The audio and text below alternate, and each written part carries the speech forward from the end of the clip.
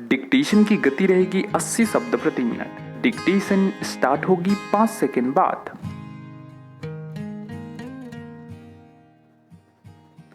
दिल्ली उच्च न्यायालय ने तलाक के एक मामले की सुनवाई करते हुए समान नागरिक संहिता को वक्त की जरूरत बताकर एक बार फिर इस मसले पर जारी बहस को बल प्रदान करने का काम किया है।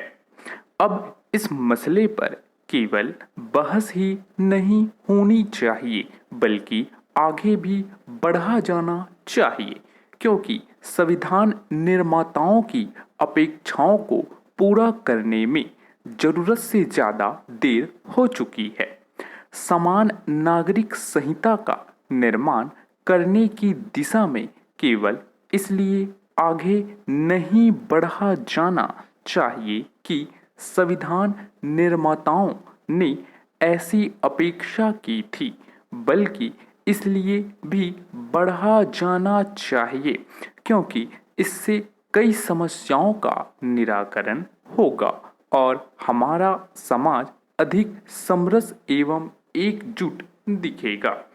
ऐसा इसलिए होगा क्योंकि समान नागरिक संहिता बन जाने के बाद अलग अलग समुदायों के लिए शादी, तलाक, गुजारा भत्ता, गोद लेने की प्रक्रिया और विरासत से जुड़े अधिकार एक जैसे हो जाएंगे। आखिर इसमें क्या कठिनाई है? कठिनाई है तो इच्छा शक्ति का अभाव और कुछ राजनीतिक दलों की संकीर्णता। पैरा यह समझ आता है कि संविधान लागू होने के तत्काल बाद का वक्त समान नागरिक संहिता के निर्माण के लिए अनुकूल न रहा हो, लेकिन बीते 7 दशकों में बहुत कुछ बदल चुका है और अब भारतीय समाज इस संहिता में ढलने के लिए तैयार है।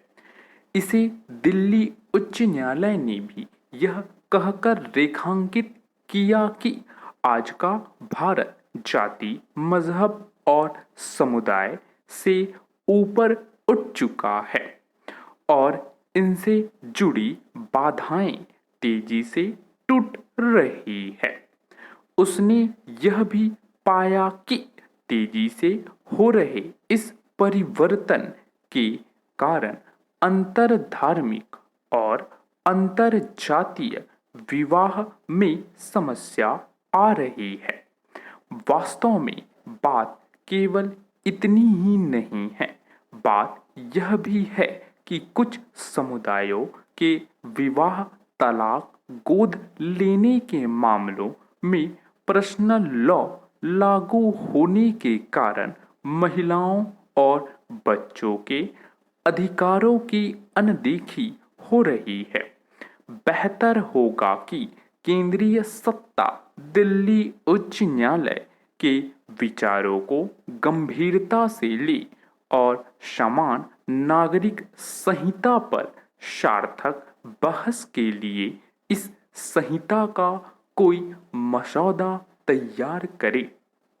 यह काम इसलिए भी होना चाहिए क्योंकि समय समय पर सुप्रीम कोर्ट भी समान नागरिक संहिता की जरूरत जता चुका है।